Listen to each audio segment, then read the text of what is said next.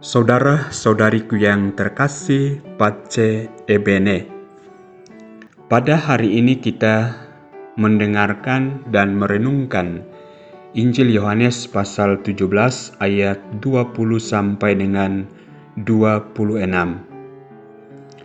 Dalam perjamuan malam terakhir, Yesus menengadah ke langit dan berdoa bagi para pengikutnya.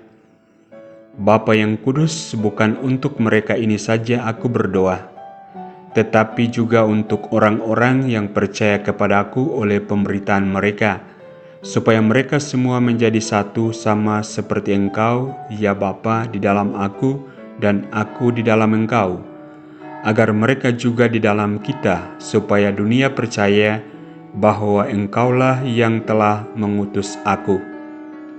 Aku telah memberikan kepada mereka kemuliaan yang Engkau berikan kepadaku, supaya mereka menjadi satu sama seperti kita adalah satu. Aku di dalam mereka dan Engkau di dalam aku, supaya mereka sempurna menjadi satu, agar dunia tahu bahwa Engkau yang telah mengutus aku, dan bahwa Engkau mengasihi mereka sama seperti Engkau mengasihi aku.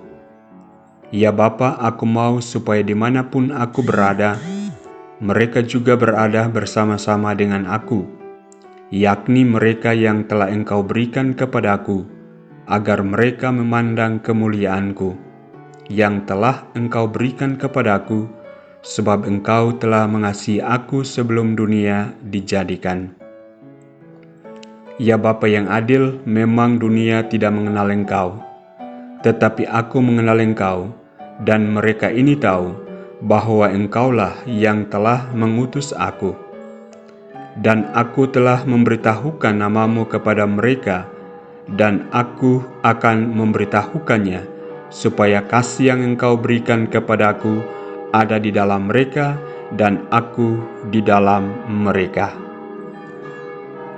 Saudara-saudariku yang terkasih, dalam doanya yang mengharukan kepada Bapa Surgawi, Yesus tidak hanya mendoakan para murid yang saat itu berada bersamanya, tetapi juga mereka yang akan datang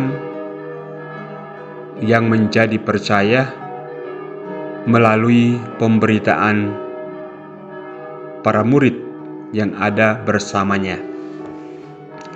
Dia merindukan persatuan yang kuat di antara semua pengikutnya, sehingga dunia dapat melihat dan percaya bahwa Dia adalah Anak Allah yang diutus Bapa.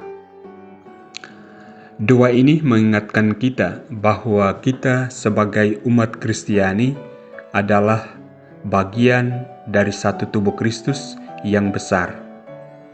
Kita tidak hanya berhubungan dengan Kristus secara individual, tetapi juga dengan satu sama lain sebagai saudara dan saudari dalam iman. Persatuan ini bukan hanya menjadi suatu harapan, tetapi juga suatu panggilan yang konkret untuk hidup dalam kasih dan kesatuan. Ketika kita melihat dunia saat ini, terkadang kita melihat perpecahan, konflik, dan perbedaan yang memisahkan kita satu sama lain. Namun dalam doa Yesus ini, kita dipanggil untuk mengatasi perbedaan-perbedaan itu dan bersatu dalam namanya. Kita dipanggil untuk mengatasi segala batasan etnis, budaya, sosial, dan ekonomi, dan hidup sebagai satu keluarga besar yang bersatu dalam iman kepada Kristus. Sebagai umat Kristiani, kita memiliki tanggung jawab untuk memperlihatkan persatuan ini kepada dunia. Ini bukan hanya tentang kata-kata, tetapi juga tentang tindakan nyata, kasih dan pengampunan. Ketika kita bersatu dalam kasih Kristus, dunia akan melihat cahayanya yang bersinar melalui persatuan kita, dan mereka akan ditarik untuk mengenalnya. Dalam doa Yesus ini, kita juga melihat kerinduannya untuk kita semua untuk mengalami kehadirannya sepenuhnya. Dia berdoa agar kita semua dapat berada bersamanya di surga, menyaksikan keagungannya yang abadi. Ini adalah panggilan untuk hidup dengan pandangan akhirat, mengarahkan setiap tindakan dan keputusan kita menuju tujuan yang abadi, yaitu persekutuan dengan Allah. Saudara-saudariku yang terkasih, dalam hidup kita sehari-hari, marilah kita menjadikan doa Yesus ini sebagai panduan dan inspirasi.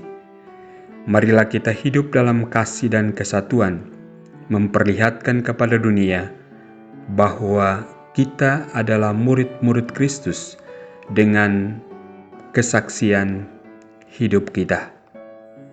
Dan dengan demikian kita akan menjadi saluran berkat bagi dunia, membawa kabar sukacita tentang kasih Allah yang tak terbatas kepada semua orang yang kita temui di dalam kehidupan kita. Tuhan memberkatimu.